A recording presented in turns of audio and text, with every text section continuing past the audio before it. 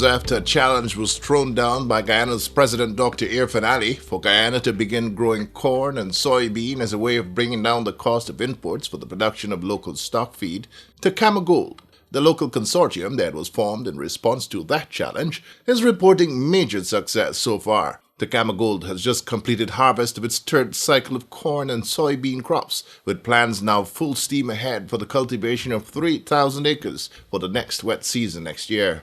With the current projections based on the results over the last 2 years, the local consortium is pointing to a 50% cut in the imports of the commodities by 2025, double the 25% target of Vision 25 by 2025. I took my cameras to the TACAMA Savannah for a look at the operations there and was blown away by the sheer magnitude of developments in terms of the acreage cultivated and the upgrade in equipment and technology in use on the farm. This last crop, TACAMA Gold cultivated a total of 1,800 acres of corn and soybean, realizing harvest yields of 3 tons of soybean per acre and 6 tons of corn per acre. Much improved yields over previous crops, despite the extended dry conditions currently being experienced. I spoke with Mr. David Fernandes of Bounty Farm Limited, one of the shareholders of TACAMA Gold. He said the consortium is very happy at the results of their investment in the cultivation of the mega corn and soybean farm in the TACAMA savannas. Yeah, it was a tremendous learning experience over the last 3 years. I think that we would have tried now, 8 different varieties of corn and about 9 different varieties of soybean. We've tried 4 different types of fertilizer on the soybean alone. And so, because remember, our environment, our soils, we've never done this before. And so it was very important for us to have data to be able to identify what we need to do in the future to be able to make Guyana self-sufficient in these grains. We've learned a tremendous lot. And I think that now we are seeing the benefits being reaped with this last crop. And no doubt crops going forward, because we now know what we need to do, and we should see significant improvement as well. Because the land is actually becoming more mature, and every crop you'll do better and better in terms of productivity. Mr. Fernandes explained that during the last crop, TACAMA Gold engaged in a number of varietal trials to determine the variety best suited to the conditions on the ground at TACAMA. Those trials, he said, were very promising. So we got, in terms of, we did trials with 6 different varieties to test in this crop. And obviously that was quite successful because we did varieties that only take 90 days to varieties that take as long as 125 days, which is very important because obviously with the changing weather pattern now, you need to have a shorter growing crop to be able to exploit the rainfall whenever it comes. So I think that was very interesting for us, and with our agronomists and our technical team giving us advice from Brazil, we were able to actually achieve the target. So some of those trial plots actually did as good as 4.7 tons per hectare. Remember, a hectare is 2.5 acres, so that just to give you a little, so if you want to know to convert it. But in terms of the field that we planted on, the large area that we did commercial crop, which was about 320 hectares, we actually we'll finish just under 3 tons per hectare. And that had a lot to do with within a month and a bit, we had a reduction in rainfall in Guyana. And the youngest bean pods on the plant, which were the ones at the top of the plant, weren't able to fill fully with the moisture needed to get that bean nice and big. The ones at the bottom were fully formed, but the ones at the top, we lost a bit on that. And those percentage points make a little bit of a difference. But we're quite excited because with that, you already see that having had maybe a earlier planting date or a little more rainfall at the end, we would have had easily in excess of 3.2 tons per hectare, which is where we want to be. Our goal is to get up to at least 3.5 tons per hectare on average, but we're not far away. In the same time we're learning as well. Focusing on the cost of production 3 years after starting out on virgin savanna land, Mr. Fernand said that input and other costs have come down due to a number of factors. But the company has had to upgrade its equipment fleet to ensure that in the long run, savings are realized in the logistics of getting the job done within specific windows of opportunity. So what happened in the beginning, we got limestone from a little further away, costed us a little more per ton. We recently got limestone from Barbados, and the limestone from Barbados is more cost effective. It is calcitic, so it's not dalmatic, which is what we need to use, which has magnesium. So we had to bring magnesium in, but it still costed us less per hectare. So I would say this, that the job that we have with this crop cultivation is that it is difficult for us to compete with the USA and Brazil for cost of production. But I think that where we will save is the logistics, is getting the logistics right, is really saving on the freight that we currently incur coming from the US with grain. That is the big challenge for us at this point. In livestock production, feed for livestock production. And so with that, I think that we're on the way, because what we've seen too is that in order to do large scale grain agriculture, we actually need to move to where we do more mechanized farming, using implements that have the capacity to do large acres of land or large hectares of land in a short space of time. Because remember, in every crop, the window to harvest, the window to plant is very short, maybe 2 weeks maximum. So you have to tool up to be able to get to that point. And in the beginning, we had available equipment, but then we had to quickly understand the gaps and try to fill those gaps using the finances we had available. And fortunately for us, we did a lot of work on our own without going to the bank, trying to get the costings based on our environment and our situation, so that when we went to the bank, we had credible information that we could share with them. And we did get, with the help of Republic Bank, and obviously they're a great part, like is the government, because our government has really pushed us rather than us pushing them. We got a favorable rate, and we got the loan to be able to now, in this phase, look for the pieces of equipment that are relevant in today's world in agriculture, to really get us to the next level. So, in relation to the equipment upgrades now effective at TACAMA Gold's operations in the Berbice River, one has to be there to fathom the sheer size and capacity of the machinery currently being utilized to undertake every aspect of growing corn and soybean on a mega scale. Mr. Fernand shared with us some of the recent acquisitions. So what happened when we did our last crop in 2022, which finished in March this year? We had one really good quality combine, but only one. And we realized that if you had one combine, you really had none. Because if anything happened to that combine, there was no combine in Guyana that was capable of doing the job, because of the system that you need for beans and corn is different to what you use for rice. So the internal components in the combine, the system to shred and to get the beans out of the pods, is different to rice. And so when we looked, we had a moment where we broke down a bit in the field, and we looked to see if we could get a combine anywhere in Guyana. We could not find one that could substitute. So we realized that to go forward, because obviously every time you go forward, we're trying to do about 1,000 hectares or 2,500 acres every crop we intend to expand by.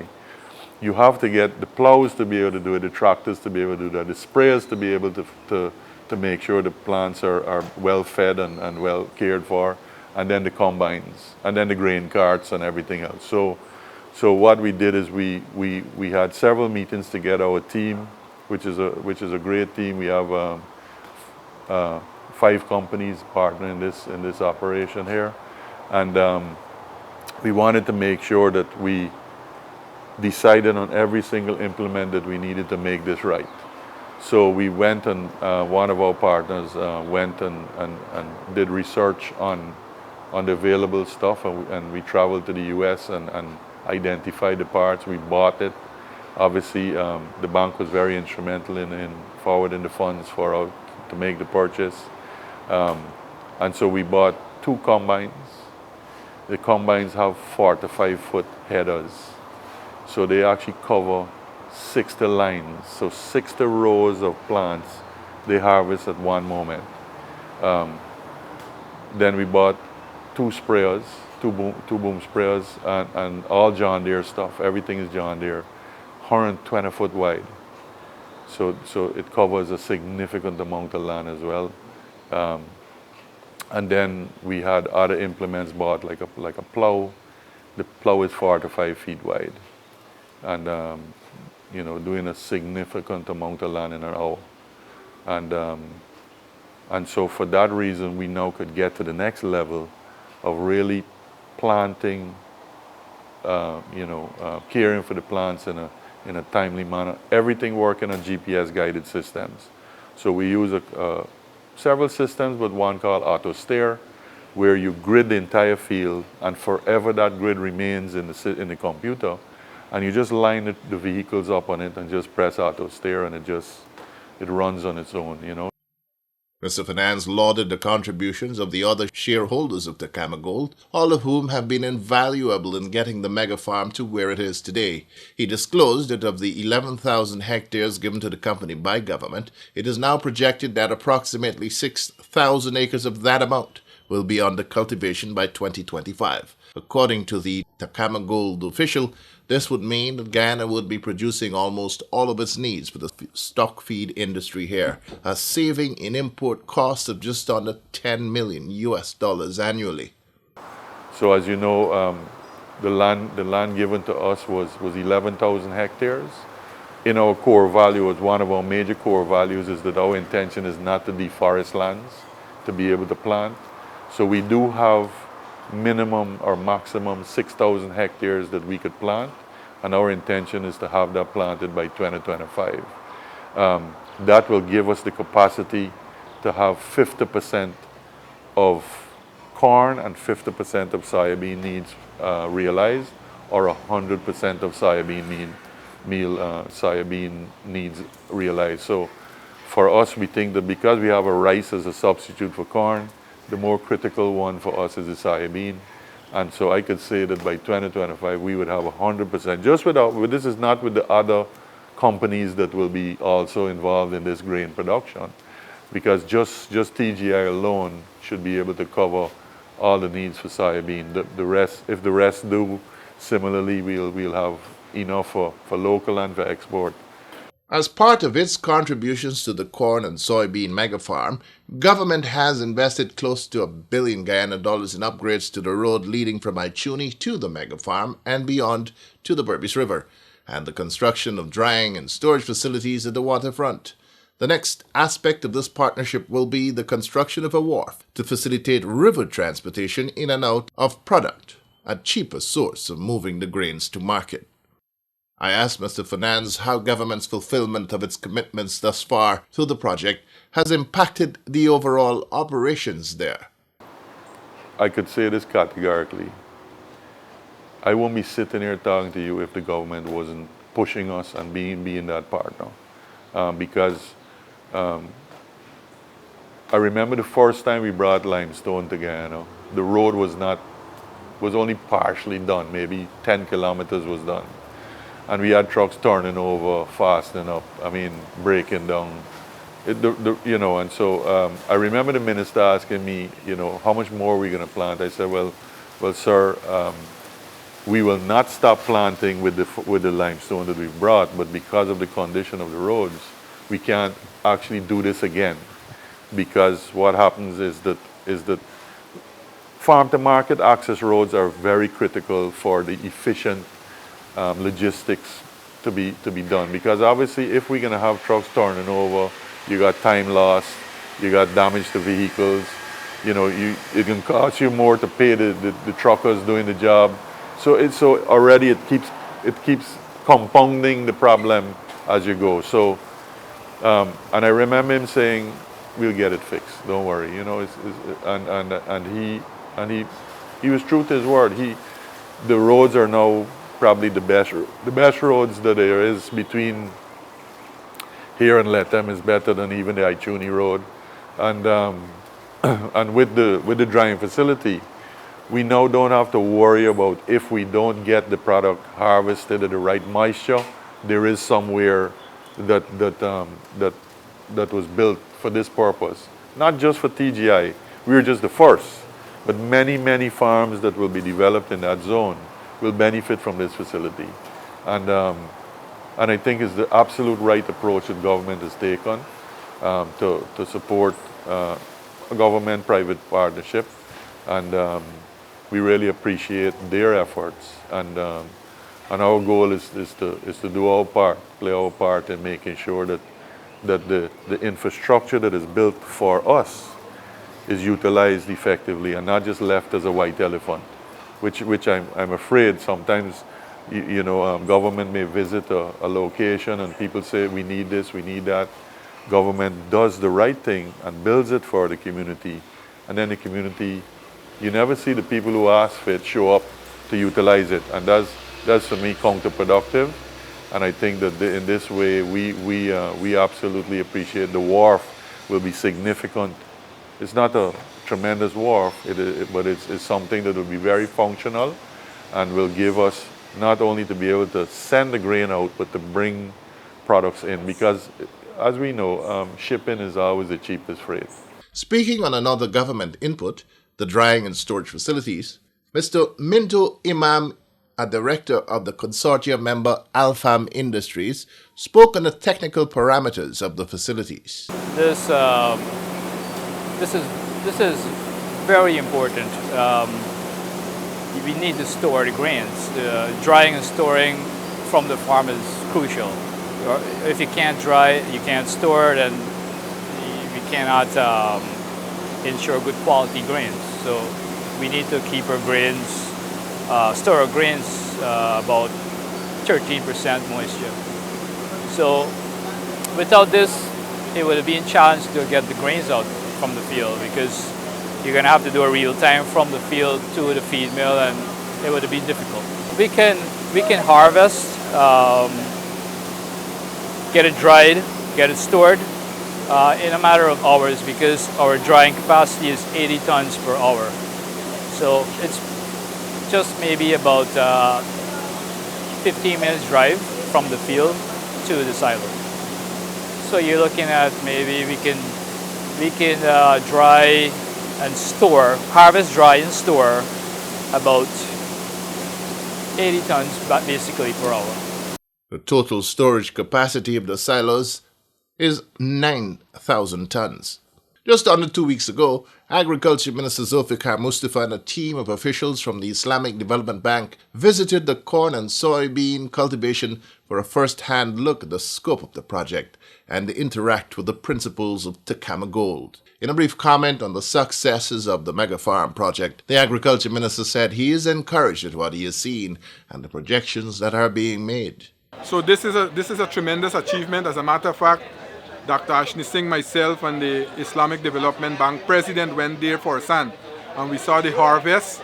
It was very encouraging, and I'm hoping that with the expansion that is about to take place, by the end of this crop will end. The new crop, when it starts, it will end in February of next year. I'm hoping that we'll expand that to 3,000 acres, and there are a number of other persons who are interested in going into corn and soya production. So I'm hoping that the expansion of the TACAMA Savannah will be one aspect of it, like about 3,000 acres, but eventually we'll have other planters for, like in Santa Fe, we have corn being grown there. You have the quarantine farmers there now want to embark on corn production. So the interest is whipping up, and I'm hoping that we'll have large-scale production of both corn and soya in Guyana. The companies involved in the corn and soybean project that comprises TACAMA Gold include 4 stock feed producers: Guyana Stock Feeds, Royal Feeds, Eden Feeds, and Bounty Farm Limited. The other partner company is Alfam Enterprises, exporter of wood and dressed and processed wood products.